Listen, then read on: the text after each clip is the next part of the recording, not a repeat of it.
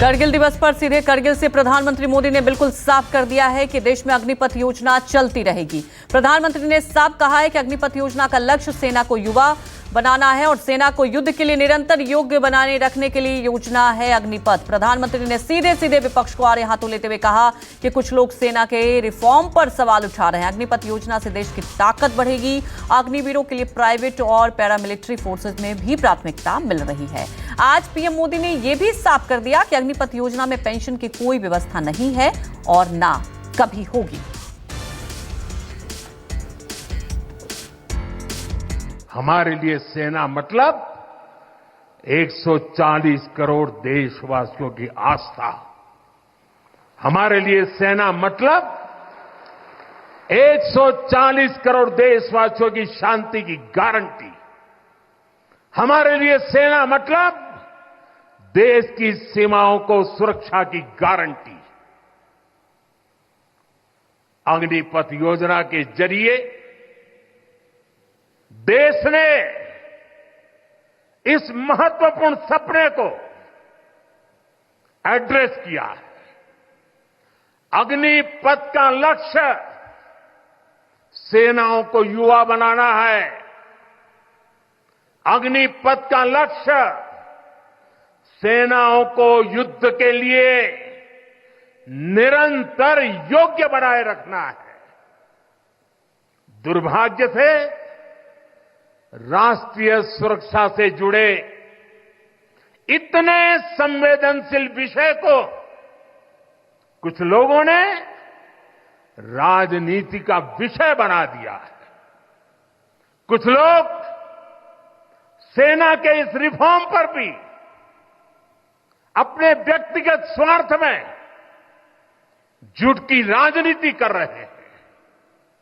ये वही लोग हैं जिन्होंने सेनाओं में हजारों करोड़ के घोटाले करके हमारी सेनाओं को कमजोर किया।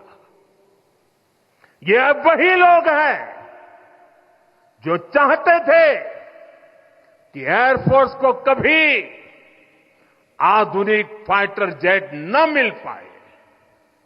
ये वही लोग हैं जिन्होंने तेजस फाइटर प्लेन को भी डिब्बे में बंद करने की तैयारी कर ली थी।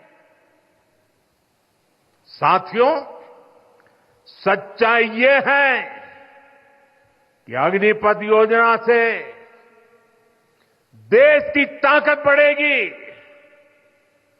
और देश का सामर्थ्यवान युवा भी मातृभूमि की सेवा के लिए आगे आएगा। प्राइवेट सेक्टर और पैरामिलिट्री फोर्सेज में भी अग्निवीरों को प्राथमिकता देने की घोषणाएं की है। मैं तो हैरान हूं, कुछ लोगों की समझ को क्या हुआ है, उनकी सोच को क्या हो चुका है। ऐसा भ्रम फैला रहे हैं कि सरकार पेंशन के पैसे बचाने के लिए ये योजना लेकर आई है। मैं जरा ऐसे लोगों की सोच से शर्म आती है, लेकिन मैं ऐसे लोगों से पूछना चाहता हूं, जरा कोई मुझे बताए, आज मोदी के शासनकाल में जो भर्ती होगा, क्या आज ही उसको पेंशन देना है क्या? उसको पेंशन देने की नौबत 30 साल के बाद आएगी और तब तो मोदी 105 साल का हुआ होगा और तब न भी मोदी की सरकार होगी।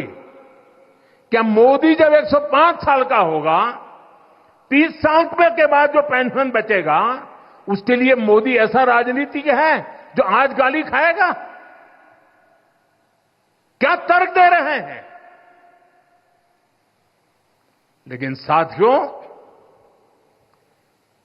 मेरे लिए दल नहीं, देश सर्वोपरि है।